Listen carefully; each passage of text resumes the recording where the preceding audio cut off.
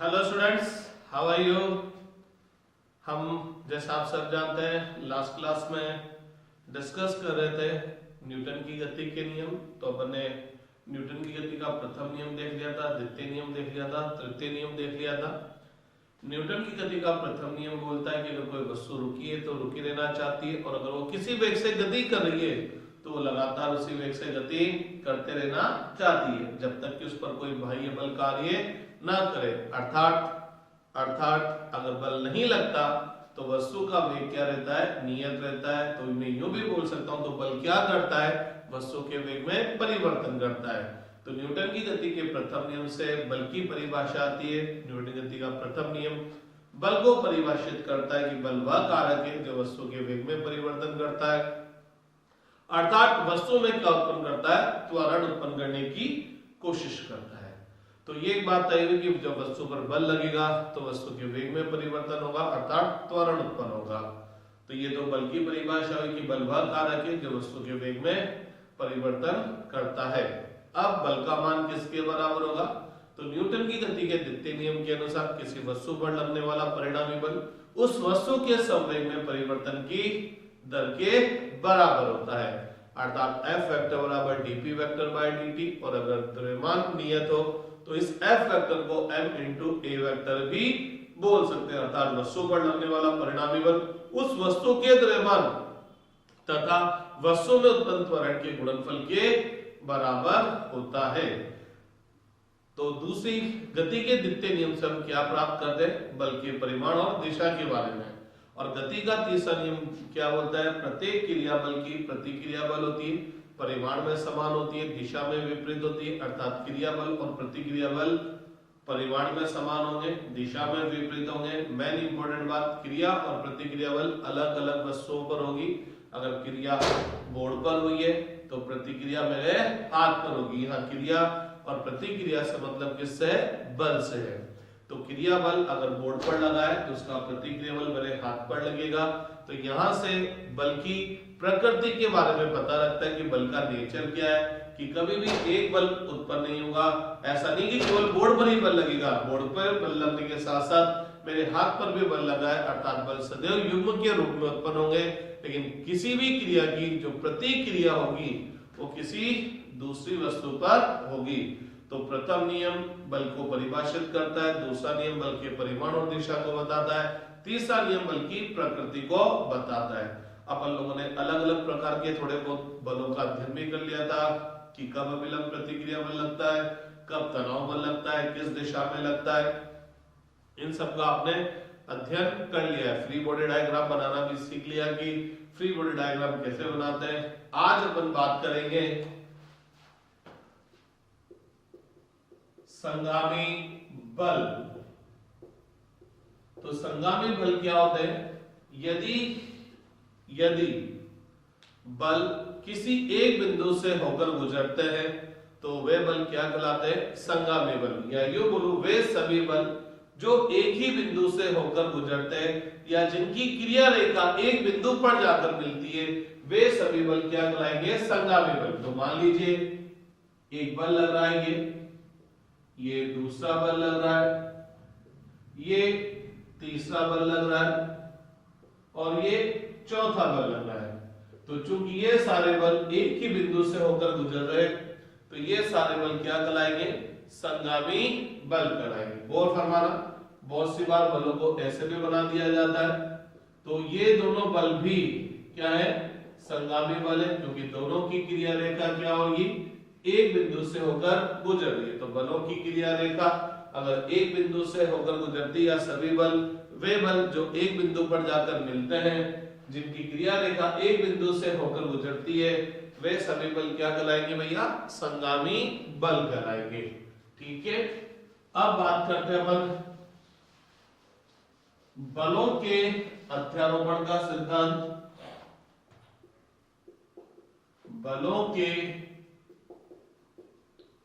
अध्यारोपण का सिद्धांत। तो बलों के अध्यारोपण का सिद्धांत क्या है कि मान लीजिए कोई वस्तु है, एक वस्तु है और इस वस्तु पर एक से ज्यादा बल कार्यरत है, ये बल लग रहा है वस्तु पर ये भी बल लग रहा है, पता लगा वस्तु पर ये भी बल लग रहा है, वस्तु पर ये भी बल लग रहा है। तो अगर किसी वस्तु पर एक से ज्यादा बल कार्यरत हो तो इस वस्तु पर लगने वाला परिणामी बल इन सभी बलों के सदिश योग के बराबर होगा।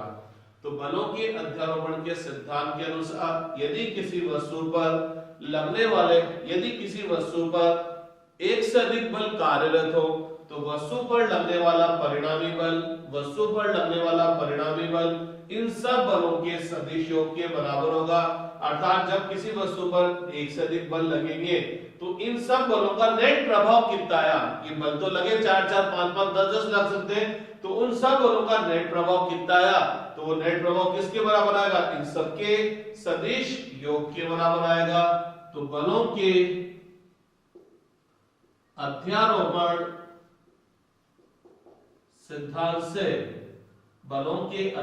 सिद्धांत से वस्तु पर लगने वाला परिणामी बल उस पर कार्यरत सभी बलों की क्या होगा, सदिश योग के बराबर होगा।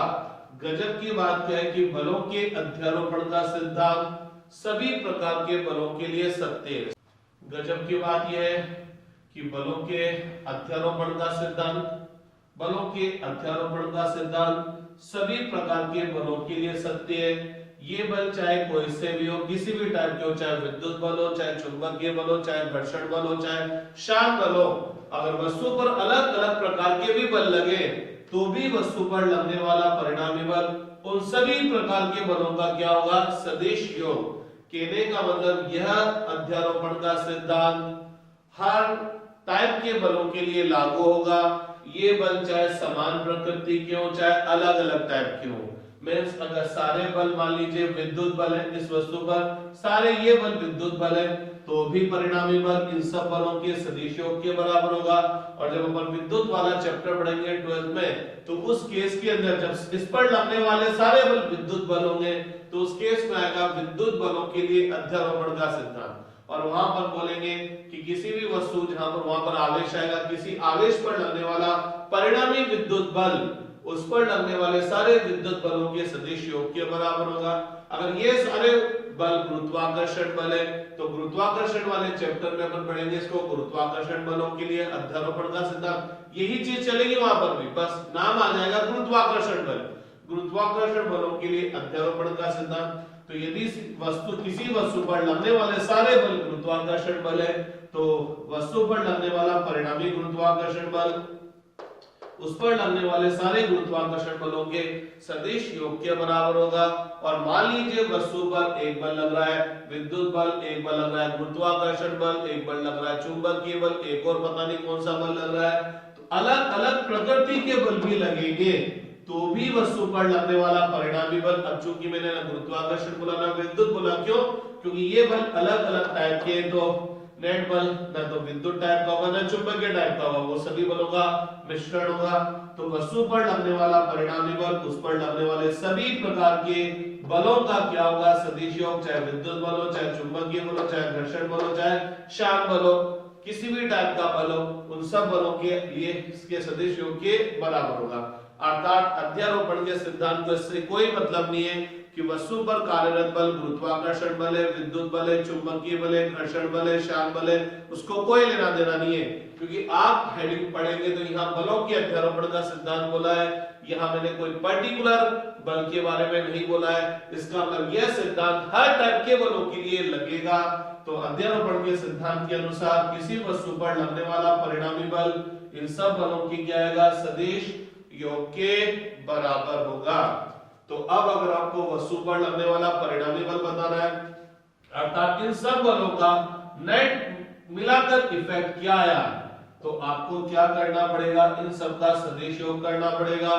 सदिश योग करने की हमने 3 विधियां देखी, एक गणितीय, ग्राफीय और घटक विधि। तो जब 2 या 2 से अधिक सदिशों को जोड़ना होता है, मैं सामान्य तौर पर कौन सी विधि उपयोग लेता हूं, घटक विधि उपयोग में लूंगा। तो परिणामी बल निकालने के लिए मैं क्या करूंगा, इन सब बलों को तोड़ दूंगा। दो लंबवत दिशाओं में, एक x और एक y दिशा में। तो जब मैं परिणामी बल का x दिशा में घटक निकाल रहा हूंगा तो ये सबके कौन से वाले घटक आएंगे, x वाले घटक आएंगे। हाँ, x वाले घटक आएंगे। सबकी दिशा समान होगी तो जोड़ देंगे, विपरीत होगी तो घटा देंगे। और जब परिणामी बल का y दिशा में घटक निकालूंगा तो सबके भी कौन सी दिशा वाले घटक आएंगे, y वाले।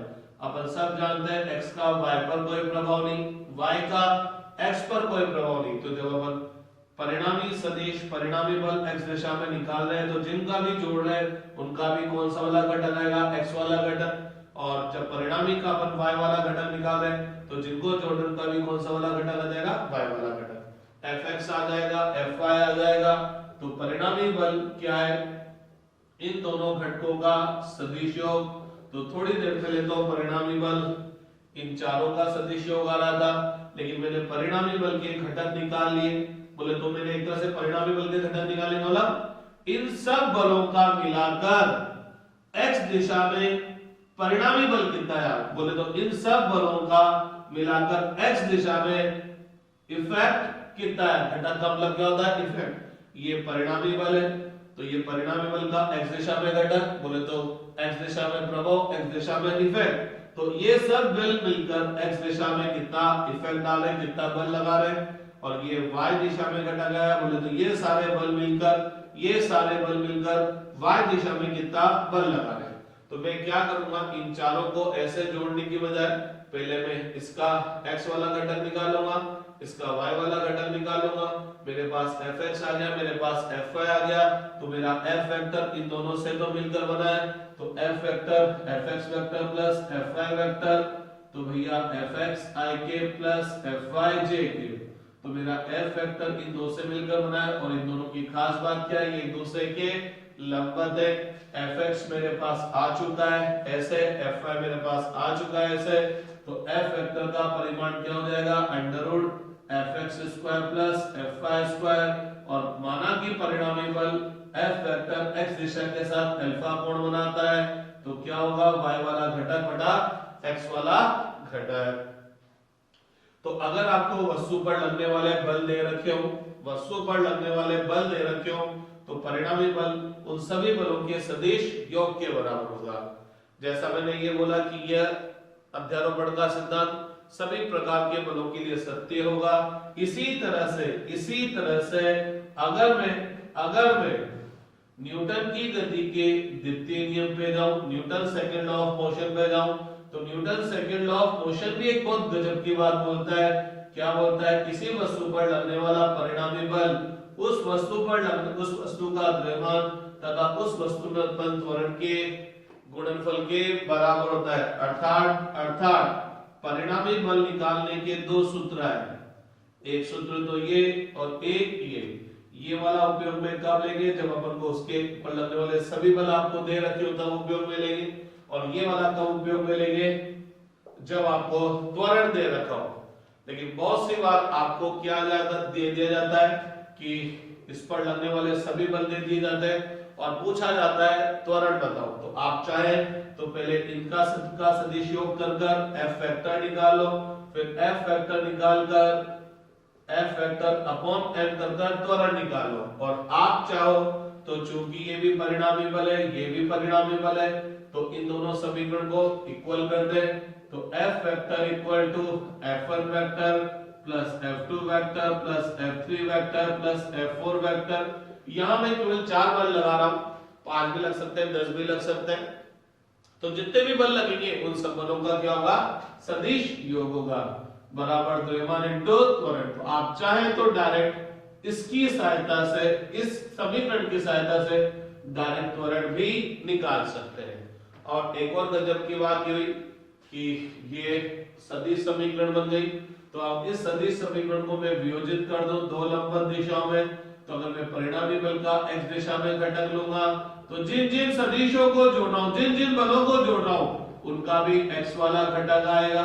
लेकिन ध्यान रहे यहाँ तो मैं सीधा सीधा जोड़ देता हूं, क्योंकि मैं यहाँ ये मान के चलता हूं कि सभी घटक x दिशा वाले सभी घटक धनात्मक x दिशा में आ रहे हैं, लेकिन कभी कभी वो ऋणात्मक x दिशा में भी आ सकते हैं। अगर मैं आपको याद दिलाऊं, आज जब मैं f वेक्टर का x दिशा में घटक लिखूंगा तो ये आएगा f1x i cap, f2x i cap, f3x i cap, f4x i cap.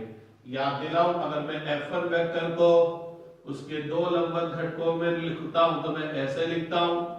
तो अपन यहाँ ये मान के चलते हैं कि सभी घटक धनात्मक दिशा में, कल कोई घटक ऋणात्मक दिशा में भी हो सकते हैं, तो उस केस में माइनस आई कैप या माइनस जे कैप आ सकता है, तो यहाँ पर भी माइनस इंट्रोड्यूस हो सकता है। ठीक है, और यहाँ पर भी चूंकि मैं परिणामी बल का x दिशा में घटक ले रहा हूं तो यहाँ पर भी त्वरण कौन सी दिशा में आ जाएगा, x में। और y वाले की बात करेंगे तो सबका घटक भी कौन सी दिशा में आ जाएगा, y दिशा में। इन दोनों समीकरण को आप आसानी से सोल्व कर लेंगे। आपके पास fx आ जाएगा, आपके पास fy आ जाएगा। इस विधि द्वारा आप परिणामी बल निकाल सकते हैं। और अगर आप त्वरण निकालना चाहते हैं तो यहाँ से त्वरण आ जाएगा ax ay, तो ax पता लग गया, ay पता लग गया, तो परिणामी त्वरण क्या होगा, इन दोनों का सदिश योग, क्योंकि ये ax और ay a वेक्टर के घटक है, तो a वेक्टर का परिमाण वही ax square plus ay square माना a वेक्टर x के साथ अल्फा कोण बना रहा है, तो tan alpha equal to ay upon ax। क्या हो गया, ay अपॉन ax हो गया। ठीक बात है कि नहीं, क्लियर। तो ये वाला सिद्धांत और ये वाला सिद्धांत सभी प्रकार के बलों के लिए सत्य है, अर्थात ये वाले समीकरण और ये वाले समीकरण परिणामी बल निकालने की, ये समीकरण और ये समीकरण में सभी प्रकार के बलों के लिए लगा सकता हूं। इवन ये बल अलग अलग प्रकार के हैं तो भी ये और ये दोनों तो लगेंगे। मैंने आपको एक दिन बोला नहीं था कि अपन ने बोला था वस्तु पर लगने वाला परिणामी बल न्यूटन की गति के द्वितीय नियम से उस पर उसका द्रव्यमान तथा उसके अंदर उत्पन्न त्वरण के गुणनफल के बराबर होता है। तो बच्चों को लगता है कि वस्तु पर एक ही बल लग रहा है, नहीं, ये परिणामी बल है।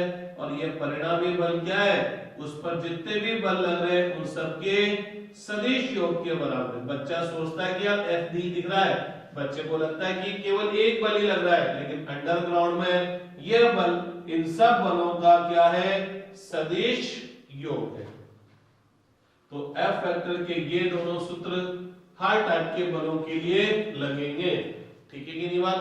बाकी बलों का कोई और सूत्र होगा, जैसे कहीं अपन पढ़ेंगे बल बराबर G F1 F2 upon R square, तो वो बल का ये सूत्र केवल कब है, जब हम दोनों वस्तुओं के मध्य केवल कौन सा बल देख रहे हैं, गुरुत्वाकर्षण बल देख रहे हैं। क्या देख रहे हैं, गुरुत्वाकर्षण बल देख रहे हैं। इसी तरह से अपन बल का एक सूत्र देखेंगे F बराबर Q V vector cross B vector, तो वो बल का सूत्र कब होगा, जब हम किसी आवेश पर क्या देखेंगे, चुंबकीय बल देखेंगे। तो वो जो सूत्र होंगे वो एक पर्टिकुलर टाइप के बल के लिए होंगे, लेकिन ये बल के सूत्र जनरल है, ये किसी भी टाइप के बल होंगे। तो ये वाला सूत्र और बल का ये वाला सूत्र तो हमेशा लागू होगा। ठीक है कि नहीं बात। अब अपन इसी चीज को थोड़ा सा और आगे प्रोसीड करते हैं और अब अपन देखते हैं कि न्यूटन की गति के नियमों पर आधारित प्रश्न कैसे सोल्व करेंगे, कैसे सोल्व करेंगे। ठीक है,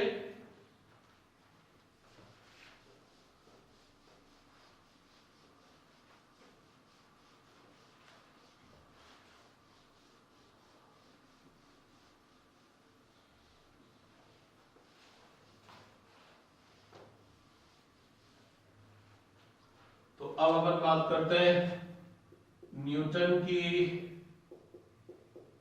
गति के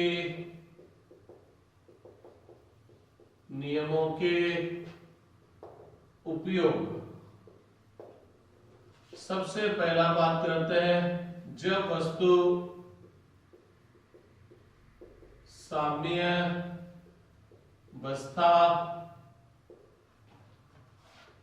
जिसको अपन संतुलन की अवस्था भी बोल सकते हैं, साम्य अवस्था में हो, तो सबसे पहले अपन, जैसा मैंने आपको बोला कि न्यूटन की गति के नियमों पर आधारित प्रश्न कैसे सोल्व करेंगे, तो उसमें सबसे पहला केस क्या है कि अगर वस्तु साम्यावस्था में या संतुलन की अवस्था में, तो सबसे पहले साम्यावस्था का या संतुलन अवस्था का मतलब समझते हैं कि यदि वस्तु पर लगने वाला परिणामी बल शून्य हो। मैंने ये नहीं बोला कि वस्तु पर कोई भी बल नहीं लगे, वस्तु पर बल तो लग रहे हैं लेकिन परिणामी बल शून्य हो, तो वह अवस्था वस्तु की क्या कहलाती है? साम्यावस्था। तो यदि किसी वस्तु पर लगने वाला परिणामी बल शून्य हो तो वस्तु साम्यावस्था अथवा संतुलन की अवस्था में कहलाती है। तो जब वस्तु पर लगने वाला परिणामी बल शून्य हो तो वस्तु साम्यावस्था में या संतुलन अवस्था में कहलाती है। अर्थात आज के बाद जैसे आप सुने कि वस्तु साम्यावस्था में है, जैसे ही आप सुने कि वस्तु साम्यावस्था में है या संतुलन अवस्था में है, तो आपके दिमाग में फटाफट क्या बात आनी चाहिए कि वस्तु पर लगने वाला जो परिणामी बल है वो कितना होगा? शून्य। वस्तु पर लगने वाला जो परिणामी बल होगा वो कितना होगा? शून्य। आप चाहे तो यूं लिख लो, परिणामी बल F वेक्टर बराबर क्या होगा? 0। और अपन सब जानते हैं अध्यारोपण के सिद्धांत से, अध्यारोपण सिद्धांत से हम सब जानते हैं, क्या जानते हैं कि वस्तु पर लगने वाला परिणामी बल उस पर लगने वाले सभी बलों की क्या होगा? सदिश योग के बराबर होगा। यहां मैंने ये माना कि वस्तु पर n बल कार्यरत है, 3 भी हो सकते हैं, 4 भी हो सकते हैं। तो अगर 3 है तो F1 vector plus F2 vector plus F3 vector, ठीक है ना। तो अध्यारोपण के सिद्धांत से ये तो लगेगा ही लगेगा। लेकिन अगर संतुलन अवस्था में है, साम्यावस्था में है, तो इसका मतलब F वेक्टर क्या होगा? 0। इसका मतलब क्या होगा? F vector equal to F1 vector plus F2 vector up to Fn vector है। तो इन सब का सदिश योग भी क्या होगा? 0। कि वस्तु पर लगने वाला परिणामी बल तो इन सब के सदिश योग के बराबर हो गए होगा। लेकिन अगर वस्तु संतुलन अवस्था में है तो परिणामी बल कितना आएगा भैया? 0। अर्थात इन सब बलों का सदिश योग क्या होगा? 0। तो अगर मैं इस समीकरण को दो लंबवत दिशाओं में तोड़ूंगा तो क्या होगा? अगर मैं परिणामी बल का x दिशा में घटक निकाल रहा हूं तो सबका x वाला घटक आएगा। लेकिन जब अपन सारे x वाले घटक को भी जोड़ेंगे तो भी क्या आएगा? 0। अरे जब परिणामी बल 0 है तो इसका x वाला घटक भी 0 है, y वाला घटक भी 0 है। इसका मतलब अगर वस्तु पर लगने वाला परिणामी बल 0 है तो x और y दिशा में भी बल क्या होगा? 0। fx का मतलब क्या है? x दिशा में लगने वाला परिणामी बल। y क्या है? y दिशा में लगने वाला परिणामी बल। तो जब परिणामी बल 0 है तो x दिशा में भी परिणामी बल 0 होगा और y दिशा में भी परिणामी बल 0 होगा। तो जब इस पर बेस्ट क्वेश्चन आएगा तो अपन देखेंगे कि हो सकता है किसी क्वेश्चन में एक ही वस्तु हो और किसी क्वेश्चन में हो सकता है 2 या 2 से अधिक वस्तु हो। तो इस तरह के क्वेश्चन करने की ट्रिक क्या होगी? एक ट्रिक अपन देखते हैं। तो वो ट्रिक क्या होगी कि अगर किसी सिस्टम में किसी प्रश्न के अंदर आप देखें कि 2 या 2 से अधिक पिंड है और आपको उन पर लगने वाले बल बताने हो, जैसे F1 बताना हो या F2 बताना हो, तो अपन कैसे सोल्व करेंगे? अपन उन सब में से सबसे पहले क्या करेंगे? अगर किसी सिस्टम में किसी निकाय में 2 या 2 से अधिक वस्तु है तो सबसे पहले क्या करेंगे? उनमें से एक वस्तु को चुनेंगे। उन 2-3 में से अपन एक वस्तु को चुनेंगे, उस वस्तु पर लगने वाले बल प्रदर्शित करेंगे। कौन कौन सा बल लग रहा है ये आपको पता होना चाहिए कि कब कब कौन कौन सा बल लगता है, किधर किधर लगता है। अगर ये नहीं पता तो फिर आप क्वेश्चन सोल्व नहीं कर पाएंगे। तो आप सबसे पहले क्या करेंगे? पिंड चुनेंगे, सेलेक्ट द बॉडी। फिर दूसरा काम क्या होगा? उस पिंड पर लगने वाले सारे बल देखेंगे, identify the forces acting on that body. अब जब आपने उस पर लगने वाले सारे बल देख लिए, अब अपन उसका क्या कर देंगे, फ्री बॉडी डायग्राम बना देंगे और फ्री बॉडी डायग्राम में उस पर लगने वाले सारे बल प्रदर्शित कर देंगे। फिर क्या करेंगे, इन दो उन बलों के लिए ये दोनों समीकरण लिख देंगे। ठीक है, अब क्या करेंगे, फिर उस सिस्टम में से अब दूसरी बॉडी चुनेंगे। एक बॉडी तो आपने चुन ली थी, अब दूसरी बॉडी चुनेंगे, फिर दूसरी बॉडी पर लगने वाले बल प्रदर्शित करेंगे, उसका फ्री बॉडी डायग्राम बना देंगे। उस फ्री बॉडी डायग्राम पर उस वस्तु पर लगने वाले सारे बल प्रदर्शित करेंगे और संतुलन की अवस्था में है तो अपन देखेंगे कि उस पर लगने वाले सभी बलों का x दिशा में जो घटक का योग आएगा वो 0 आएगा और इसी तरह से परिणामी बल y दिशा में कितना आएगा, 0। बोले तो इस वापस आपके पास दो समीकरण आ जाएगी। तो इस तरह से आप एक के बाद एक प्रिंट चुनते जाइए, फ्री बॉडी डायग्राम बनाते जाइए, समीकरण लिखते जाइए, फिर आप उन समीकरणों को हल कर लेंगे तो जो भी चीज अज्ञात होगी वो निकलकर आपको प्राप्त हो जाएगी। ध्यान रखिएगा, अभी अपन बात कर रहे हैं जब वस्तु साम्य अवस्था में हो या संतुलन की अवस्था में हो। तो एक चीज और मैं बोल दूं कि साम्य अवस्था या संतुलन की अवस्था में परिणामी बल शून्य होगा और परिणामी बल का सूत्र होता है द्रव्यमान इंटू त्वरण। तो चूंकि परिणामी बल शून्य है तो त्वरण भी शून्य होगा। ठीक है, त्वरण शून्य होने का मतलब वेग नियत होगा। तो भैया लोगों 99% बच्चे सोचते हैं संतुलन का अवस्था मतलब रुकी हुई वस्तु है, क्योंकि हम लोग भी अधिकांश क्वेश्चन वो वाले कराते हैं जिसमें वस्तु रुकी हुई रहती है। तो बच्चे के दिमाग में आता है कि संतुलन अवस्था का मतलब क्या होता है, वस्तु रुकी हुई है। नहीं, वस्तु अगर नियत वेग से गति भी कर रही है तो भी ये संतुलन की अवस्था में, क्योंकि संतुलन की अवस्था का मतलब वेग शून्य नहीं है। संतुलन की अवस्था का मतलब है वस्तु पर लगने वाला बल शून्य है। तो जब बल शून्य है तो त्वरण शून्य होगा और वेग क्या होगा, नियत। और जब त्वरण शून्य होगा तो त्वरण का x वाला घटक भी शून्य होगा और y वाला घटक भी शून्य होगा। अर्थात जब वस्तु संतुलन की अवस्था में होगी तो त्वरण ज्ञात करने का प्रश्न पूछा नहीं जाएगा, आपसे वस्तु पर लगने वाले जो बल हैं उनके बारे में पूछा जाएगा। तो सबसे पहले क्या करेंगे, जो भी सिस्टम दे रखा है उस सिस्टम में से एक बॉडी को चुनेंगे, उस पर लगने वाले सारे बल प्रदर्शित करेंगे, उसका फ्री बॉडी डायग्राम बनाएंगे। फ्री बॉडी डायग्राम पर उस बनाने पर उस पर लगने वाले सारे बल प्रदर्शित करेंगे और फिर क्या करेंगे, उन बलों को वियोजित कर देंगे दो लंबवत दिशाओं में। एक और खास बात मैं आपको बताऊं, x और y दिशा चुनना ये आपकी इच्छा के अनुसार है, जो आपको कन्वीनियंट लगता है, जिस दिशा में आपको कन्वीनियंट लगता है। ऐसा कोई दोष नहीं है कि ये x और ये ही y चुने जाए, आप किसी को भी x और किसी को भी y चुन सकते हैं। अर्थात जो निर्देश तंत्र ये आपकी चॉइस है कि आप किसको x और किसको y लेते हैं। तो कन्वीनियंट सुविधा के अनुसार x और y दिशा चुन लीजिए, सब बलों का x दिशा में घटक निकाल लीजिए, उनका योग कितना आएगा, शून्य। सब बलों का y दिशा में घटक निकाल लीजिए, उनका योग भी शून्य आएगा। ऐसा ही बाकी अन्य वस्तुओं के लिए करेंगे, फिर समीकरणों को सोल्व करके जो भी अज्ञात राशि वो अपन प्राप्त कर लेंगे। तो चलिए अब अपन इस पर बस क्वेश्चन सोल्व करते हैं तो आपको ये चीज क्लियर होगी।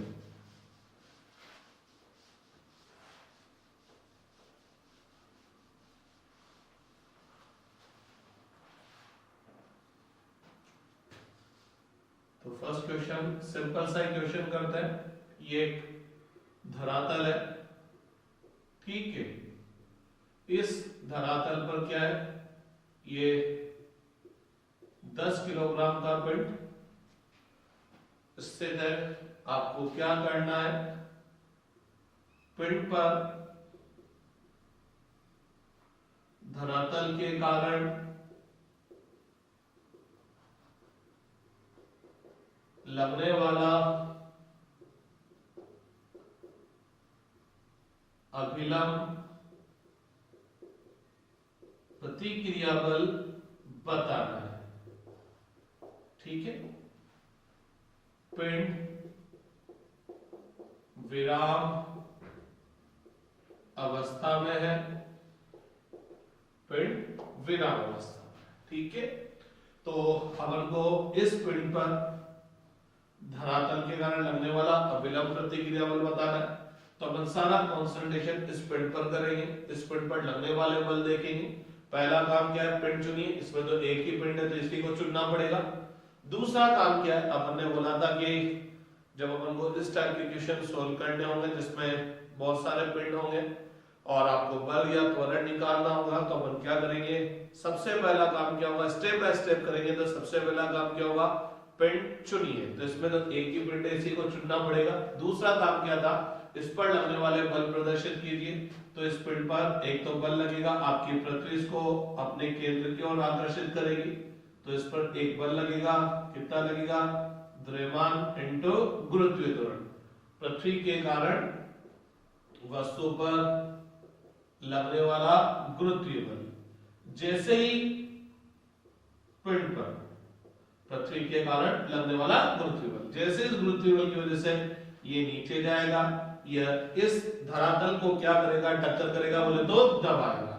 तो इस धरातल पर ये एक बल लगाएगा, तो ये बल लगेगा धरातल पर पिंड के कारण, धरातल पर किसके कारण, पिंड के कारण। और इस बल को अपन क्या बोलते हैं, अभिलंब प्रतिक्रिया बल। तो गुरुत्वीय बल के कारण जैसे ही पिंड नीचे जाना चाहेगा, यह धरातल वाली सतह को नीचे की तरफ दबाएगा। तो धरातल बोलेगा अरे न्यूटन बोल के चला गया, क्रिया की क्या होती है, प्रतिक्रिया। पिंड ने धरातल पर बल लगाया तो धरातल पिंड को नहीं छोड़ेगा, तो धरातल भी क्या करेगा, पिंड पर लगाएगा अभिलंब प्रतिक्रिया बल। पिंड पर धरातल के कारण, तो और कोई और बल लग रहा है पिंड पर, नहीं लग रहा। तो अब अपन क्या करेंगे, इसका फ्री बॉडी डायग्राम बना देंगे। फ्री बॉडी डायग्राम बनाने का मतलब इस सिस्टम से अलग कर एक नया डायग्राम बना दो। इस डायग्राम में इस पर लगने वाले सभी बल प्रदर्शित कर दो। तो इस पर एक तो बल लगा गुरुत्वीय बल पृथ्वी के कारण mg, और एक लगा संपर्क सतह के कारण अभिलंब प्रतिक्रिया बल n ऊपर की तरफ। तो दो ही बल लगे। तो बलों के अध्यारोपण सिद्धांत के अनुसार इस पर लगने वाला परिणामी बल क्या होगा, इन दोनों बलों का क्या होगा, सदिश योग होगा। अध्यारोपण का सिद्धांत क्या बोलता है, वस्तु पर लगने वाला परिणामी बल उस पर लगने वाले सभी बलों का सदिश योग होगा। चूंकि पिंड विराम अवस्था में है, अर्थात संतुलन की अवस्था में है, तो चूंकि पिंड विराम अवस्था में, अतः पिंड पर लगने वाला परिणामी बल कितना होगा, शून्य। पिंड पर लगने वाला परिणामी बल शून्य, इसका मतलब इन दोनों बलों का सदिश योग शून्य। इसका मतलब ये दोनों बल परिमाण में समान, दिशा में विपरीत होंगे। तो भैया दिशा तो साफ साफ विपरीत दिख रही है, तो इनका परिमाण समान हो जाएगा। तो mg बराबर m, तो m का मान m इंटू जी, m का मान कितना है 10, g का मान 9.8, गुरुत्वीय त्वरण पृथ्वी के सतह पर गुरुत्वीय त्वरण 9.8 मीटर पर सेकंड स्क्वायर होता है। तो आंसर आ गया 98 न्यूटन। अर्थात इस धरातल के कारण पिंड पर लगने वाला अभिलंब प्रतिक्रिया बल कितना होगा, 98 न्यूटन। तो एक और गजब की बात देखना, जब दो सदिशों का योग शून्य हो तो आज के बाद दिमाग में फटाफट आ जाना चाहिए, उन दोनों सदिशों का परिमाण समान होगा, दिशा विपरीत होगी। मींस आज के बाद जब मैं दो सदिशों का योग शून्य देखूंगा तो खटाखट ये लाइन लिख दूंगा कि दोनों का परिमाण क्या है, समान। अरे a vector plus b vector बराबर 0 है, तो आज के बाद मैं डायरेक्ट लिख दूंगा a बराबर b, क्योंकि a वेक्टर बराबर माइनस b वेक्टर है, तो दोनों का परिमाण समान है। तो डायरेक्ट मैं लिख दिया करूंगा a बराबर b। इवन चित्र देखकर भी मैं डायरेक्ट लिख दिया करूंगा, क्यों, क्योंकि जब ये विराम अवस्था में तो परिणामी बल शून्य होगा। परिणामी बल शून्य होने का मतलब ये दोनों बल परिमाण में समान होंगे, दिशा में विपरीत दिख रहे हैं, तो ये दोनों बल एक दूसरे को संतुलित करेंगे तभी परिणामी बल शून्य होगा। तो mg बराबर कितना आ गया, m आ गया। उतारना चाहे उतार लीजिए फटाफट। अब अगला क्वेश्चन अपन करते हैं, चलो दूसरा क्वेश्चन करते हैं। एक पिंड है, एक पिंड है साहब, जिसको हमने एक रस्सी से बांधकर रस्सी के दूसरे सिरे को दृढ़ आधार से बांध दिया है। बोले तो ये पिंड इस रस्सी के सहारे लटका हुआ है। बोले तो पिंड अभी क्या है, विराम अवस्था में है। पिंड क्या है भैया, विराम अवस्था में है। ठीक है, आपको क्या बताना है, रस्सी में उत्पन्न तनाव, आपको बताना है कि रस्सी में उत्पन्न तनाव क्या होगा, ये आपको ज्ञात करना है। तो सबसे पहले अपन क्या करते हैं, पिंड चुनते हैं। इस पिंड का माना कि द्रव्यमान कितना है m, तो ये पिंड मैंने चुन लिया। दूसरा काम मेरे को क्या करना है, इस पिंड पर लगने वाले बल बताने हैं। तो इस पिंड को क्या करेगा, आपकी पृथ्वी अपनी तरफ आकर्षित करेगी, तो इस पिंड पर एक गुरुत्वीय बल लगेगा ऊर्ध्वाधर नीचे की ओर। किसकी वजह से, पृथ्वी की वजह से। इस गुरुत्वीय बल के कारण जैसे ये नीचे जाना चाहेगा, यह पिंड रस्सी को नीचे की तरफ खींचेगा, तो रस्सी में क्या उत्पन्न होगा, तनाव बल उत्पन्न होगा। तो यह जो बल लगेगा वो किस पर लगेगा, रस्सी पर लगेगा, क्योंकि पिंड नीचे जाना चाहेगा। तो पिंड के अणु रस्सी के अणु को अपनी तरफ खींचेंगे, तो रस्सी पर तनाव बल किधर लगेगा, नीचे। तो रस्सी बोलेगी, क्या बोलेगी, अरे पिंड ने मेरे पे बल लगाया तो मैं पिंड को नहीं छोड़ूंगी। तो इस पिंड पर रस्सी के कारण तनाव बल किधर लगेगा, ऊपर की तरफ लगेगा। ठीक है, क्या इस पिंड पर और कोई और बल लग रहा है, नहीं लग रहा है। तो इसका अपन क्या कर देते हैं, फ्री बॉडी डायग्राम बना देते हैं। तो मैंने इसका फ्री बॉडी डायग्राम बना दिया। एक तो बल लगा mg, एक लगा t, ये दो ही बल लगे। अरे ये वाला बल तो रस्सी पर है, मेरे को पिंड पर लगने वाले बल ही बताने, तो इस पर केवल दो ही बल लगे, mg और t। चूंकि पिंड विराम अवस्था में है, विराम अवस्था में इसका मतलब परिणामी बल कितना हुआ, शून्य, अर्थात इन दोनों बलों का सदिश योग शून्य होगा। इन दोनों बलों का सदिश योग शून्य तभी होगा जब इन दोनों का परिमाण समान हो, दिशा तो विपरीत दिख ही रही है। तो रस्सी में उत्पन्न तनाव कितना हो जाएगा, T बराबर mg, बोले तो पिंड पर लगने वाले गुरुत्वीय बल के बराबर। और यही वजह है कि रस्सी के कारण पिंड पर लगने वाला बल पिंड पर पृथ्वी के कारण लगने वाले गुरुत्वीय बल को संतुलित कर रहा है। तो इस T का मान mg के बराबर है, तो परिणामी बल क्या हो गया, शून्य। और यही वजह है कि वस्तु नीचे की तरफ नहीं जा रही है। ठीक है, अभी हम और क्वेश्चन करते हैं, आप फटाफट डिक्टेट कर लीजिए।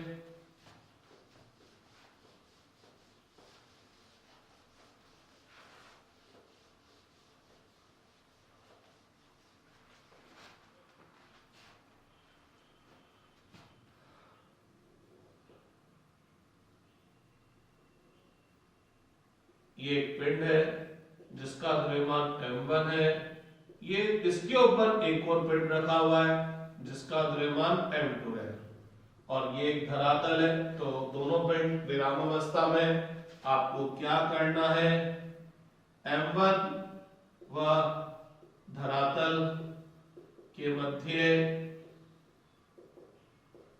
लगने वाला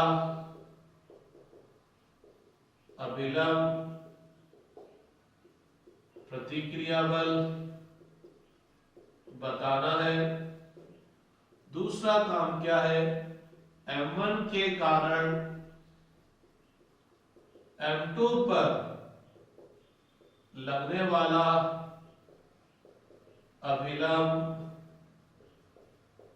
प्रतिक्रिया बल बताना। एक और बात मैं आपको बोलूं, मैंने पूछा है m1 के कारण m2 पर लगने वाला अभिलंब प्रतिक्रिया बल, लेकिन अगर मैं m2 के कारण m1 पर लगने वाला अभिलंब प्रतिक्रिया बल बोलता तो भी एक ही बात होती, क्योंकि m1 m2 पर जितना अभिलंब प्रतिक्रिया बल लगाएगा, m2 भी m1 पर उतना ही अभिलंब प्रतिक्रिया बल लगाएगा।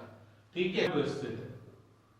तो आपको क्या करना है, धरातल और m1 के मध्य लगने वाला अभिलंब प्रतिक्रिया बल बताना है, और m1 के कारण m2 पर लगने वाला अभिलंब प्रतिक्रिया बल बताना है।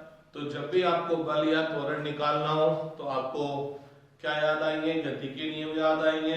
तो इस तरह के प्रश्न को सोल्व करने की टेक्निक क्या है कि अगर किसी निकाय में दो या दो से अधिक पिंड हो तो सबसे पहले क्या करेंगे, इनमें से किसी एक पिंड को चुनेंगे। तो मान लीजिए मैंने m2 को चुन लिया, अब मेरा काम क्या होगा, इस m2 पर लगने वाले बल प्रदर्शित करना होगा। तो इस m2 पर कौन कौन से बल लगेंगे, इस m2 पर एक बल लगेगा, कौन सा बल लगेगा, गुरुत्वीय बल। पृथ्वी के गुरुत्वाकर्षण की वजह से पृथ्वी क्या करेगी, इसको अपने केंद्र की ओर आकर्षित करेगी। इस गुरुत्वीय बल की वजह से जैसे M2 नीचे जाना चाहेगा, ये M1 को टक्कर करेगा, तो M2 की वजह से M1 को टक्कर करने का मतलब M1 को दबाएगा। तो जब एक पिंड की सतह दूसरे पिंड की सतह को दबाती है तो उन दोनों के मध्य क्या लगता है, अभिलंब प्रतिक्रिया बल। तो M2 इस M1 पर एक अभिलंब प्रतिक्रिया बल लगाएगा, किधर की तरफ लगाएगा, नीचे की तरफ। तो M2 पर M1 पर M2 के कारण, तो M2 M1 को नीचे की तरफ दबाएगा, तो M1 नहीं छोड़ेगा, ये बोलेगा ना न्यूटन बोल के चला गया। प्रत्येक क्रिया बल की क्या होती है, प्रतिक्रिया बल होती है, परिमाण में समान, दिशा में विपरीत। क्रिया और प्रतिक्रिया अलग अलग वस्तुओं पर लगेगी। तो अगर M2 ने M1 पर बल लगाया तो M1 नहीं छोड़ेगा M2 को, तो M1 भी M2 पर एक बल लगाएगा, किधर की तरफ लगाएगा, ऊपर की तरफ, इसके विपरीत दिशा में। तो ये बल लगेगा M2 पर, किसके कारण, M1 के कारण। ठीक है, तो इस M2 पर हमने लगने वाले सारे बल प्रदर्शित कर दिए। तो अब इसका क्या करते हैं, फ्री बॉडी डायग्राम बना दे। तो free body diagram of M2, तो free body diagram of M2 क्या होगा, ये M2 है, इस पर एक बल लगा, कौन सा बल लगा, M2G, पृथ्वी के कारण गुरुत्वीय बल, ये तो याद रहना ही चाहिए। और ये इस बल के कारण जैसे ही नीचे जाना चाहा, इसने M1 को नीचे की तरफ दबाया, तो M1 ने इसको ऊपर की तरफ दबा दिया। गौर फरमाइएगा, ये वाला जो बल है, ये वाला जो बल है, ये M2 पर नहीं है, ये किस पर है, M1 पर। मैं M2 पर लगने वाले बल प्रदर्शित कर रहा हूं, तो M2 पर केवल दो ही बल लगा है, एक तो गुरुत्वीय बल और एक अभिलंब प्रतिक्रिया बल ऊपर की तरफ। अध्यारोपण के सिद्धांत से इस M2 पर लगने वाला परिणामी बल क्या होगा, इन दोनों बलों का सदिश योग होगा। चूंकि पिंड विराम अवस्था में है तो परिणामी बल शून्य होगा, तो इन दोनों का योग शून्य तभी होगा जब ये दोनों बल परिमाण में समान, दिशा में क्या हो भैया, विपरीत हो। अर्थात इस M2 के कारण, इस M1 के कारण M2 पर लगने वाला अभिलंब प्रतिक्रिया बल कितना आया, M2G। तो M1 के कारण M2 पर लगने वाला अभिलंब प्रतिक्रिया बल का मान कितना आ गया, M2G आ गया। अब अपन क्या करते हैं, इस M1 को चुनते हैं। इस M1 को आपने चुना, तो देखिए इस M1 पर कौन कौन सा बल लगेगा, एक तो बल लगेगा गुरुत्वीय बल ऊर्ध्वाधर नीचे की ओर, और एक बल तो अपन पहले देख चुके हैं कि इस M2 ने इस M1 को क्या करा था, नीचे दबाया था। तो इस M1 पर एक तो पृथ्वी के कारण नीचे की तरफ बल लग रहा है, और ये M2 भी M1 को नीचे की तरफ बल लगा रहा है। तो ये बेचारा M1 इस बल और इस बल दोनों के कारण नीचे जाना चाहेगा। जैसे ही दोनों के कारण नीचे जाना चाहेगा, यह इसके संपर्कित धरातल वाली सतह को क्या करेगा, नीचे की तरफ दबाएगा। M1 बोलेगा मैं इन दोनों बलों की वजह से नीचे जाऊंगा, तो यह M1 धरातल वाली सतह को नीचे की तरफ दबाएगा। तो यह धरातल पर अभिलंब प्रतिक्रिया बल लगेगा M1 के कारण, क्योंकि जब एक सतह दूसरी सतह को दबाती है तो उनके मध्य लगने वाला बल अभिलंब प्रतिक्रिया बल कहलाता है। अभिलंब प्रतिक्रिया बल हमेशा संपर्क सतह के लंबवत लगता है। तो किधर की तरफ लगा, नीचे की तरफ। तो जैसे ही इस M1 ने धरातल को नीचे की तरफ बल लगाया, ये धरातल इसको नहीं छोड़ेगा, धरातल भी M1 पर बल लगाएगा जो इसके परिमाण में समान होगा लेकिन दिशा में विपरीत। तो अगर मैं M1 का फ्री बॉडी डायग्राम बनाऊं, M1 का फ्री बॉडी डायग्राम बनाऊं, तो भैया ये आपका M1 है। देखिए इस पर कौन कौन से बल लगे, एक तो लगा गुरुत्वीय बल ऊर्ध्वाधर नीचे की तरफ, एक M2 ने इसको नीचे की तरफ दबाया था N1, और एक धरातल ने इस पर बल लगाया किधर की तरफ, ऊपर की तरफ। तो इस पर लगने वाला परिणामी बल क्या होगा, इन तीनों बलों का क्या होगा भैया, सदिश योग होगा। इन तीनों बलों का सदिश योग होगा। लेकिन मेरी किस्मत बहुत अच्छी है कि M1G और N1 दोनों की तो दिशा समान है, और जब दोनों की दिशा समान होगी तो ये दोनों तो सीधे सीधे जुड़ जाएंगे। लेकिन इस N की दिशा क्या है, विपरीत, तो ये इन दोनों के योग में से सीधा सीधा घट जाएगा। या यूं समझो अगर मैं इस दिशा को J केप ले लेता हूं, ये वाली दिशा मैंने J केप ले ली, या मैं तोड़ क्यों नहीं रहा, एक और बात बता दूं, मैं यहाँ तोड़ क्यों नहीं रहा, मैं अभी 2-3 क्वेश्चन जितने भी मैंने किए, या मैंने इस समीकरण को दो लंबवत दिशाओं में क्यों नहीं तोड़ा था, क्योंकि यहाँ सभी बल एक ही रेखा में आ रहे हैं, और जब सभी बल एक ही रेखा में आएंगे तो जब मैं इन बलों को वियोजित करूंगा दो लंबवत दिशाओं में, तो इन बलों का इनके लंबवत दिशा में घटक, इन सब बलों का इनके लंबवत दिशा में घटक तो कितना हुआ, 0, और सभी बलों का इस वाली दिशा में घटक, इनकी दिशा में घटक क्या हुआ, सेम टू सेम। तो जब लंबवत दिशा में सारे घटक 0 तो 0 0 0 आ जाएंगे, उनको कोई देखने की आवश्यकता नहीं है, इसलिए मैं यहाँ तोड़ नहीं रहा। ठीक है, तो F वेक्टर इक्वल टू क्या होगा, अगर मैं इस वाली दिशा को J केप ले लूं, क्योंकि सारे बल इसी रेखा पर है, तो M1G क्या आ जाएगा, -J केप, N1 क्या आ जाएगा, -J केप, और N क्या आ जाएगा, +J केप। क्योंकि M1G और N1 नीचे की तरफ है तो माइनस, और N ऊपर की तरफ है तो प्लस। ठीक है साहब, तो यहाँ आप देखो, यहाँ माइनस है, यहाँ माइनस है, तो -J कॉमन आ जाएगा, तो M1G plus N1 -J common plus NJ equal to 0। ठीक है कि नहीं, बात क्लियर।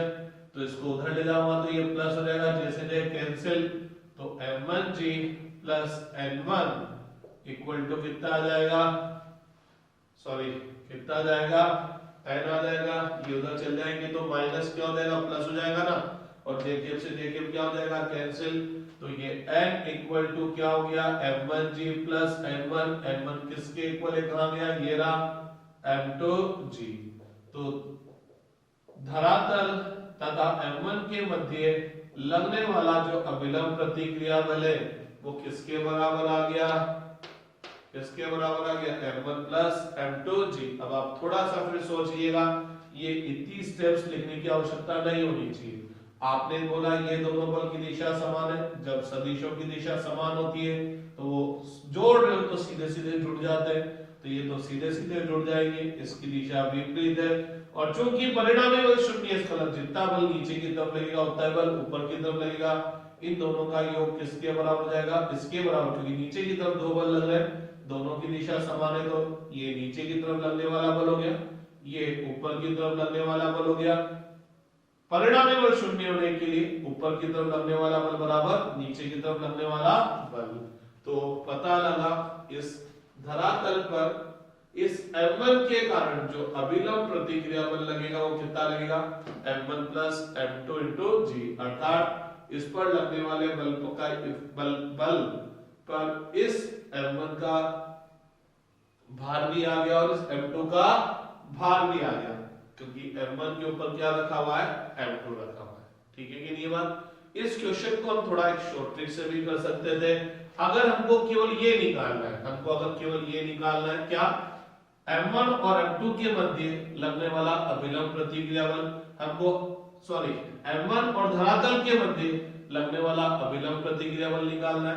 अगर हमको M1 और M2 के मध्य कोई बल नहीं निकालना तो हम क्या करते, इस M1 और M2 दोनों को मिलाकर एक पिंड मान लेते हैं और बोलते कि भैया इस पिंड का द्रव्यमान कितना है, M1 प्लस M2। ठीक है, तो इस पिंड पर एक गुरुत्वीय बल लगता, किधर की तरफ लगता, नीचे की तरफ लगता, M1 plus M2 into G। इस गुरुत्वीय बल की वजह से जैसे ही नीचे जाता ये धरातल को नीचे की तरफ दबाएगा, तो धरातल थोड़ी छोड़ेगा, धरातल इसको ऊपर की तरफ दबाएगा। तो इस पिंड पर कितने बल लगे, 3 ही लगे, 2 ही लगे, एक तो लगा पृथ्वी के कारण गुरुत्वीय बल और एक लगा धरातल के कारण अभिलंब प्रतिक्रिया बल। ये वाला बल तो किस पर है, धरातल पर है, पिंड के कारण। तो इस बल को मैं मिटा देता हूं क्योंकि ये बल मेरे काम का नहीं है। तो इस पिंड पर 2 बल लगे और चूंकि ये विराम अवस्था में है तो ये दोनों बल परिमाण में समान और नीचे दिशा में विपरीत तो अंधे को ही दिख रहे हैं, तो m1 प्लस m2 इंटू जी किसके बराबर आ गया, n के बराबर आ गया। तो अगर आपको केवल m1 और m2 के मध्य अभिलंब प्रतिक्रिया बल देखना है तो आप इसको पूरे को एक निकाय मान के क्वेश्चन सोल्व कर सकते हैं। ये फ्री बॉडी डायग्राम टेक्निक आपको क्या देगी, ये इन दोनों के बीच के लगने वाले बल को भी आपको निकाल कर देगी, क्योंकि जब आप अलग अलग चुनेंगे तो आपको अलग अलग पिंड पर लगने वाले बल आपको और ज्यादा क्लियर हो जाएंगे। लेकिन अगर आपको इस पूरे निकाय की वजह से इन दोनों पिंडों की वजह से मिलाकर धरातल पर बल देखना था तो आप दोनों को मिलाकर एक निकाय भी मान सकते थे। ठीक है, अब अपन और क्वेश्चन सोल्व करते हैं।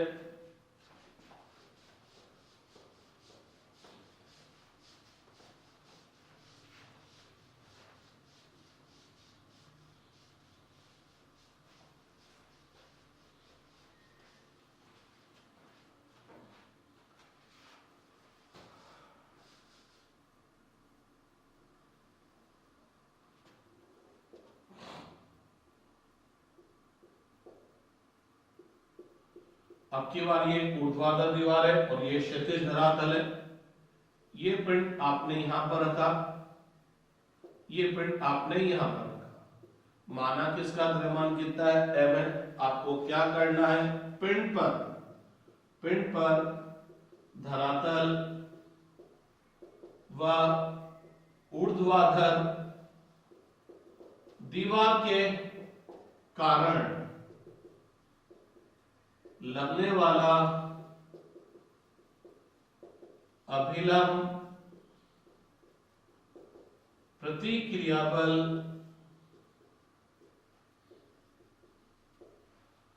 बताना है। लगने वाला अभिलंब प्रतिक्रिया बल बताना है, ज्ञात करना है। तो अपन सबसे पहले देखेंगे इस पिंड पर कौन कौन सा बल लगा। एक तो लगा गुरुत्वीय बल ऊर्ध्वाधर नीचे की तरफ। इस गुरुत्वीय बल की वजह से जैसे ये नीचे जाना चाहेगा तो ये धरातल को टक्कर मारेगा, धरातल को नीचे की तरफ दबाएगा।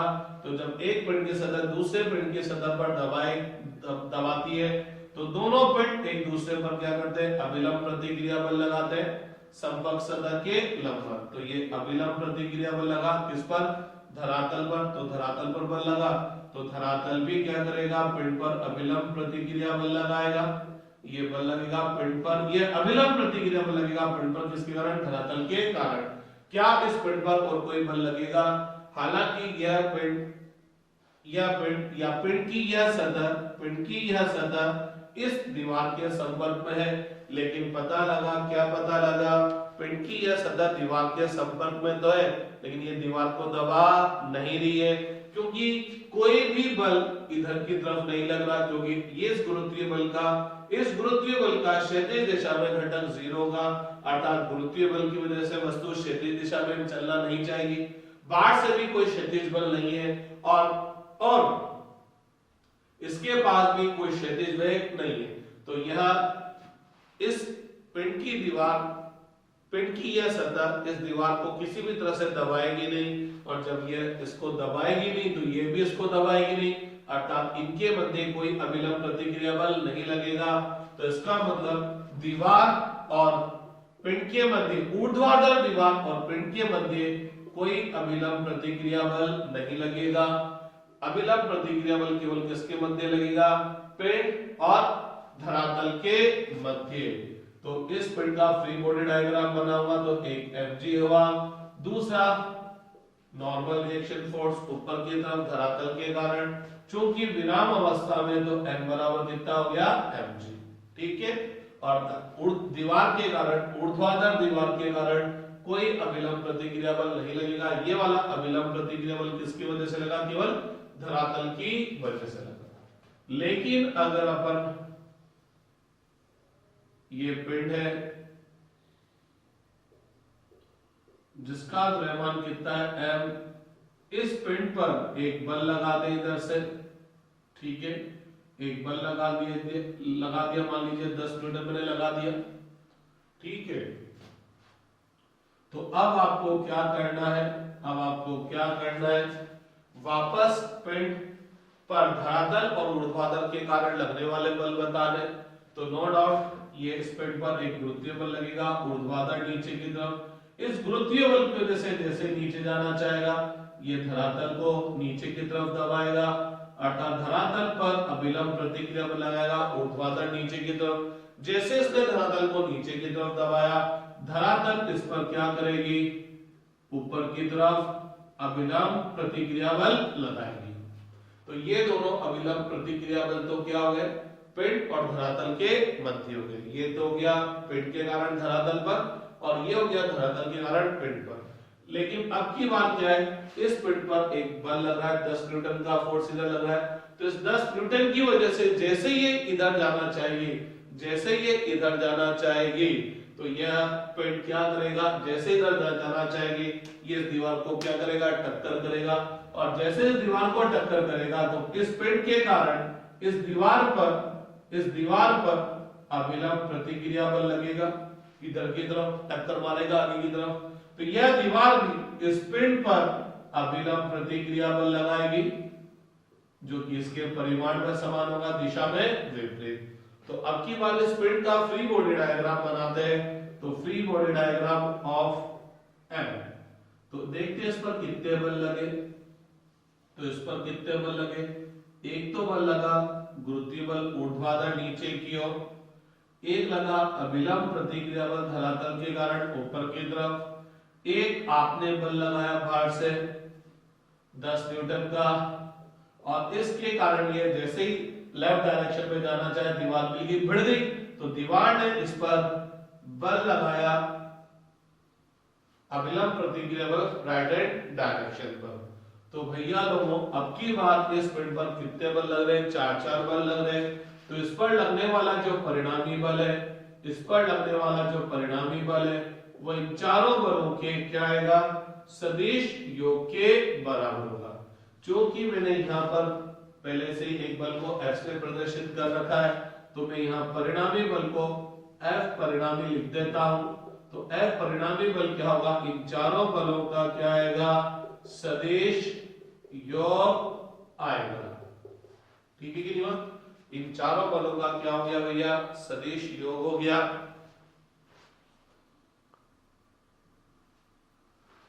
ठीक है, चूंकि परिणामी बल कितना है, 0, क्योंकि पिंड विरामावस्था में है, तो इन चारों का सदिश योग 0 होगा। तो अब की बार इन चारों बलों की क्रिया रेखा या दिशा समान नहीं है, या यूं बोलो ये चारों बल एक रेखा पर कार्य नहीं कर रहे, अलग अलग रेखा पर कार्य कर रहे हैं। तो अपन क्या करेंगे, इस समीकरण को वियोजित कर देंगे दो लंबवत दिशाओं में। तो x दिशा और y दिशा ना, आप x दिशा और y दिशा चुनना आप पे डिपेंड है कि आप किसको x और किसको y चुनते हैं। तो मैं क्या करता हूं, इस वाली दिशा को क्षैतिज दिशा को x और इस वाली दिशा को y चुन लेता हूं। तो जब मैं x दिशा की बात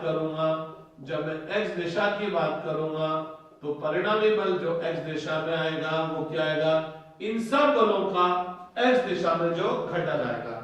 चूंकि गुरुत्वीय बल ऊर्ध्वाधर दिशा में y दिशा में, तो इसका क्षैतिज दिशा में घटक क्या होगा 0, क्योंकि किसी भी सदिश का उसके लंबवत दिशा में घटक 0 होता है।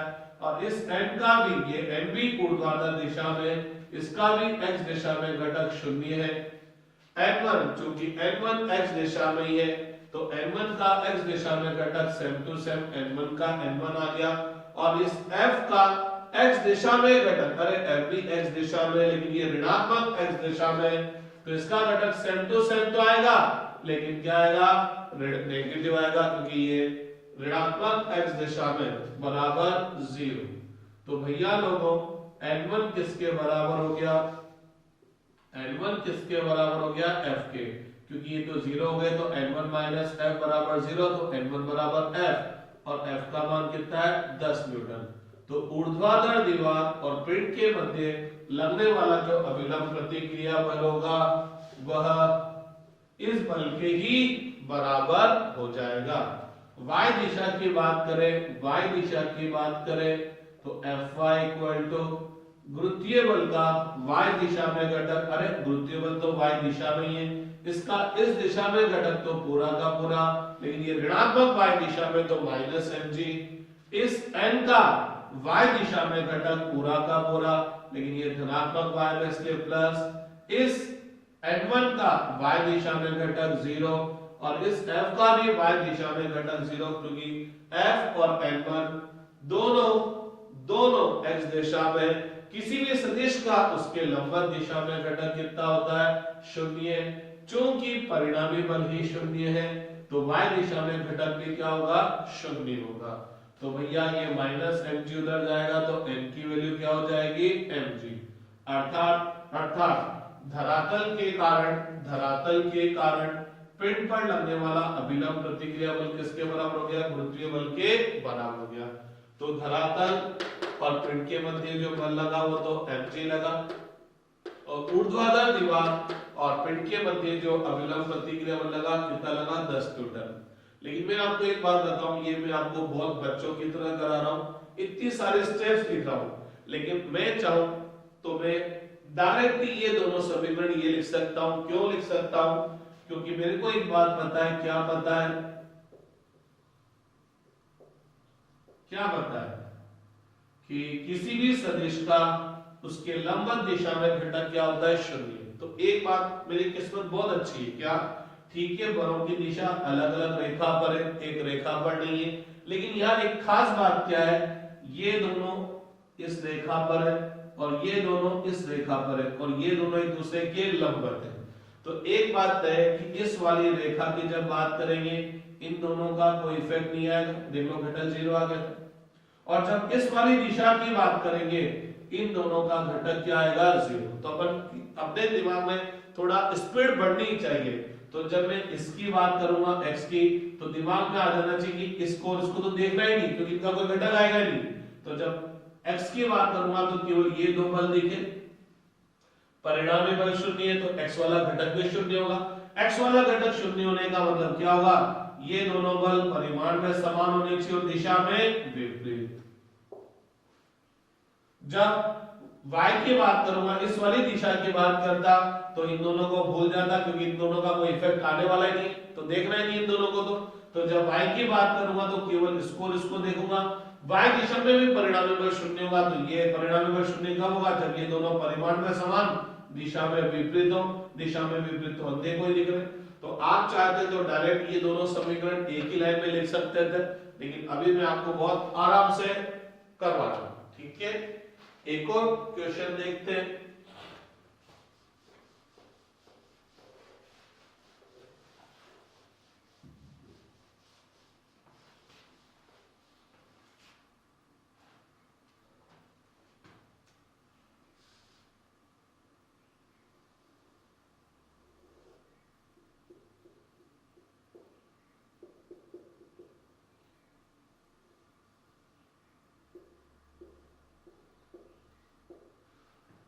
ये m का पिंड है और मैंने यहां से बल लगाया।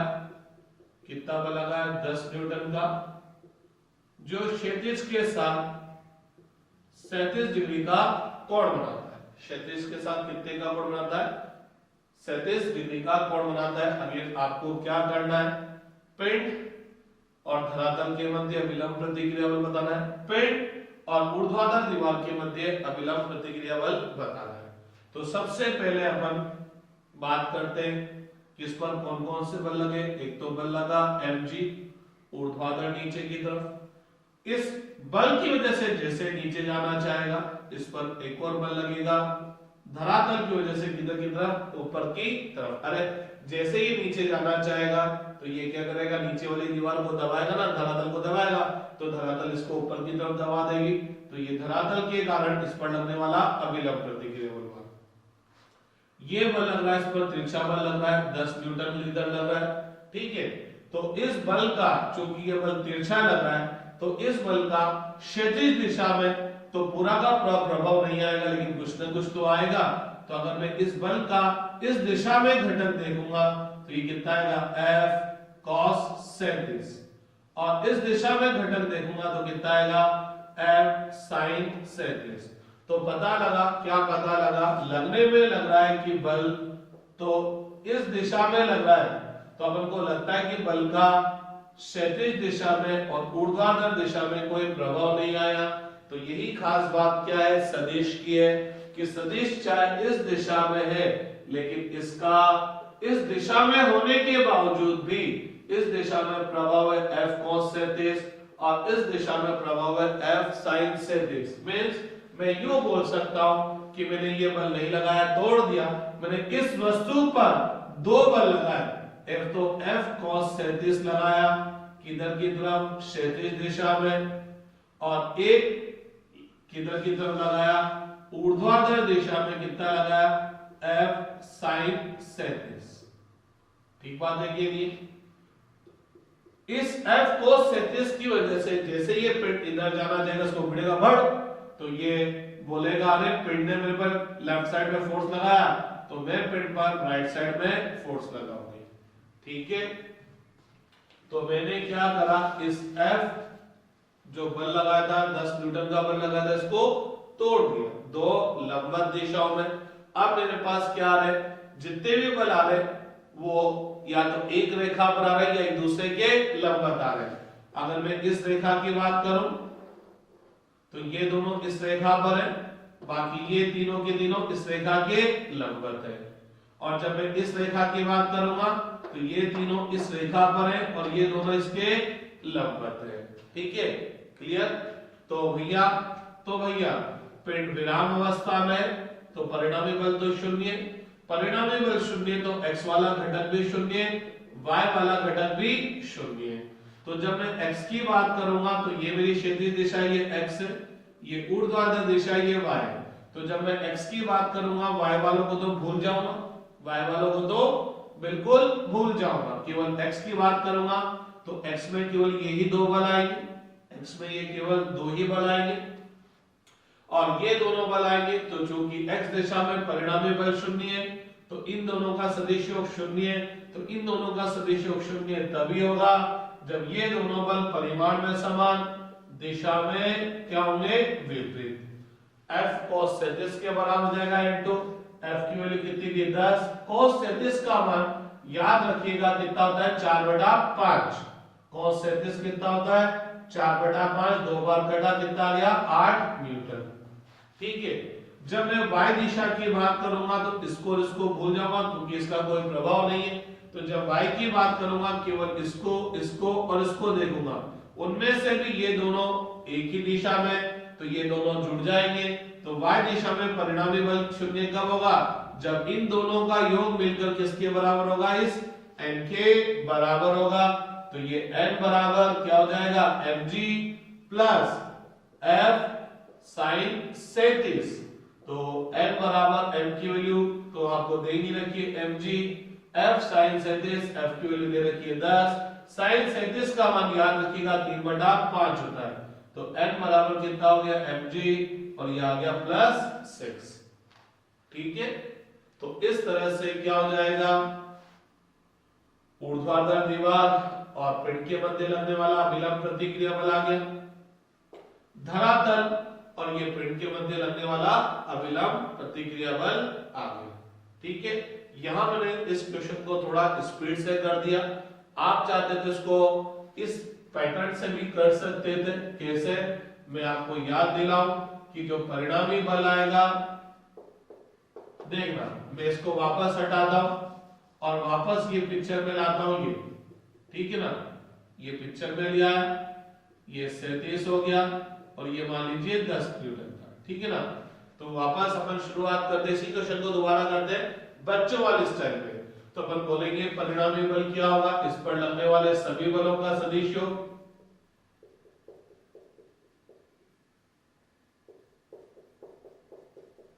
तो देखिए इस पर कौन कौन सा बल लगा, एक तो गुरुत्वीय बल लगा, एक धरातल के कारण अभिलंब प्रतिक्रिया बल लगा N या N1 जो भी बोलना है बोल दीजिए। ऊर्ध्वाधर दीवार के कारण क्या बल लगा, N2 ऊर्ध्वाधर दीवार के कारण क्यों लगा, चाहे बल मैंने इधर लगाया तिरछा लगाया, लेकिन इस बल की वजह से ये इधर जाने की कोशिश करेगा तो इसको टक्कर मारेगा, तो बल इसकी वजह से इस पर बल इधर आ जाएगा और ये तो आपने बल लगाया था। ठीक है कि नहीं बात। तो जब मैं x दिशा की बात करूंगा, तो जब मैं x दिशा की बात करूंगा इस mg का x दिशा में घटक कितना आएगा 0। इस n का x दिशा में घटक कितना आएगा 0। इस n2 का x दिशा में घटक n2 का n2। और जब इस f का x दिशा में घटक देखूंगा तो चूंकि ये f न तो पूरी तरह से x दिशा में न पूरी तरह से लंबवत है तो इसका x दिशा में घटक तो आएगा लेकिन पूरा का पूरा नहीं आएगा। कितना आएगा केवल f cos 37 और वो भी किधर की तरफ ऋणात्मक x दिशा में। तो यह f cos 37 ऋणात्मक x दिशा में। चूंकि परिणामी बल 0 है तो x दिशा वाला घटक भी 0 होगा। इसको उधर ले लो तो n2 की वैल्यू कितनी हो गई f2 cos 37। पहले मैंने क्या था डायग्राम में ही सब तोड़ दिया था और डायग्राम से ही समीकरण लिख दी थी। अब मैं बच्चों वाले स्टाइल में आपको बता रहा हूं। y दिशा की बात करेंगे तो परिणामी बल y दिशा में क्या होगा mg का y दिशा में घटक mg का y दिशा में घटक mg का mg होगा लेकिन ऋणात्मक इसलिए माइनस mg होगा। n का y दिशा में घटक n का n ही आएगा ऊपर की तरफ इसलिए प्लस। इस n2 का y दिशा में घटक कितना होगा 0 आएगा प्लस इस f का y दिशा में घटक ये f ना तो पूरी तरह से x की तरफ है ना पूरी तरह से y की तरफ है तो इसका y दिशा में कुछ ना कुछ इफेक्ट तो आएगा। तो इससे y पर लंब डाला तो ये y दिशा में घटक आएगा कितना आएगा x के साथ 37 बना रहा है तो y की तरफ घटक कितना होगा f sin 37। लेकिन किधर की तरफ है ऋणात्मक y दिशा में तो माइनस बराबर 0 क्योंकि परिणामी बल 0 है तो y दिशा वाला घटक भी क्या होगा 0 है। तो n बराबर इस mg को उधर ले जाए इस f sin 30 को उधर ले जाए तो प्लस तो n बराबर कितना आ गया mg प्लस f sin 37। तो आप चाहे तो बच्चों वाले स्टाइल में कर सकते हैं और आप चाहे तो डायग्राम से कर सकते हैं। देखना मैं फिर वापस डायग्राम पे आता हूं क्योंकि यहां से स्पीड बनती है। ये mg लगा ये अभिलंब प्रतिक्रिया बल लगा ये इधर अभिलंब प्रतिक्रिया बल लगा ये f का इसके घटक ले लिए f cos 37 और घटक ले लिए f sin 37। जब मैंने इसको तोड़ दिया तो इसको भूल जाऊं और इन दोनों बलों को प्रिंट पर दिखा दूं f cos 37 और f sin 37। तो बेसिकली मैंने क्या करा डायग्राम में ही इन सब बलों को तोड़ दिया। कौन सी दिशा में एक तो x दिशा में और एक y दिशा में। अब आप बोलेंगे कि सर आपने तो केवल इस f को तोड़ा था कि इस f का घटक लिया f cos 37 और इधर घटक लिया f sin 37 इनको कहां तोड़ा क्योंकि मेरे में थोड़ी सी अक्कल है। क्यों अक्कल है क्योंकि जब मैं इस mg को इस वाली दिशा में तोड़ने जाऊंगा तो घटक क्या आएगा 0 इसका कोई टुकड़ा ही नहीं आएगा और इस दिशा में घटक पूरा का पूरा आएगा। बोले तो तोड़ना तो चाह टूटा ही नहीं। इसी तरह से n का इस दिशा में घटक 0 इस दिशा में घटक पूरा का पूरा इस n का इस दिशा में घटक पूरा का पूरा और इस वाली दिशा में घटक 0। तो ये वाले जो बल थे ना ये तो पहले से ही क्षैतिज और ऊर्ध्वाधर में थे पूरी तरह से। तो ऊर्ध्वाधर वालों का क्षैतिज पर कोई प्रभाव नहीं क्षैतिज वाले का ऊर्ध्वाधर पर कोई प्रभाव नहीं। लेकिन ये जो था इसका क्षैतिज दिशा में भी प्रभाव आएगा ऊर्ध्वाधर दिशा में भी प्रभाव आएगा इसलिए इसको तोड़ना बना बाकी को और को तोड़ने की आवश्यकता ही नहीं। तो जब x की बात करेंगे तो इनको तो भूल जाएंगे केवल इन दोनों की बात करेंगे। तो x दिशा में परिणामी बल 0 है तो ये दोनों बल परिमाण में समान होने चाहिए दिशा में विपरीत दिशा तो आपको दिख ही रही है कि दोनों एक दूसरे के क्या है विपरीत दिशा में। तो n2 बराबर कितना हो गया f2 cos 37 ऊर्ध्वाधर दिशा में भी परिणामी बल 0 है तो ये तीनों बल मिलकर नेट क्या हो गया 0। तो जो नीचे की तरफ जितना बल लगा उतना ही बल ऊपर की तरफ लगा नीचे की तरफ लगा ये और ये तो ये दोनों तो जुड़ गए और इन दोनों का मान मिलकर इसके बराबर हो गया n के बराबर खत्म। तो थोड़ा सा डायग्राम से घटक लेने आ गए डायग्राम में आप समझ में आ गए कि कंपोनेंट कैसे लिए जाते हैं। तो आपको ये बच्चों की तरह स्टेप्स लिखने की आवश्यकता नहीं होगी। तो चलिए आज की क्लास में इतना ही बहुत है फिर नेक्स्ट क्लास आगे और स्टडी करेंगे। Thank you.